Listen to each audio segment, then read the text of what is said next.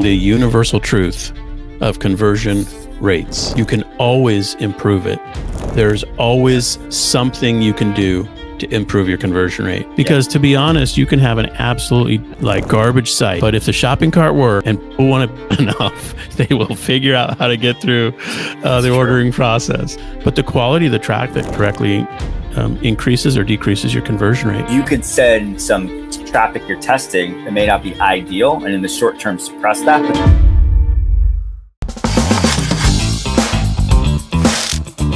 Basically just the front end sales channel. He developed a strategy because in his own business he wasn't profitable with the strategy. It's clearly working wonders for our clients, and it's crazy to me how many agencies don't know about this at all. Okay, I'm going to start with what I'm calling the universal truth of conversion rates. For any Shopify site, it's true for any e-commerce site, there is a universal truth. And are you ready for it? I'm blowing my mind. That truth is, regardless of what your conversion rate is today, you can always improve it. There's always something you can do to improve your conversion rate. They talk about 4 different styles or strategies for conversion rate optimization. The first one is your site features and functions. What's actually technically happening on your site?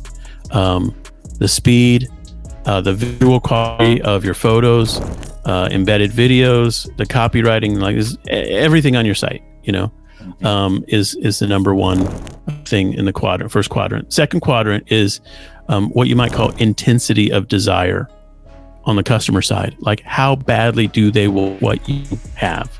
Because to be honest, you can have an absolutely garbage site, but if the shopping cart works and people want it enough, they will figure out how to get through the ordering process. And the intensity of desire goes a long way towards conversion rate optimization. And that's completely disconnected from what's happening on your website. It's all about the product and brand and the strategy, all that. So that's the second big quadrant we could talk about. The third one is the quality of the traffic. And you know this really well because you run Facebook ads and other ad platforms for clients every day.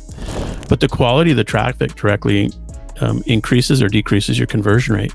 And a lot of times, if you're really trying to expand and test new ads and find new audiences, those are conversion rate suppressing tactics.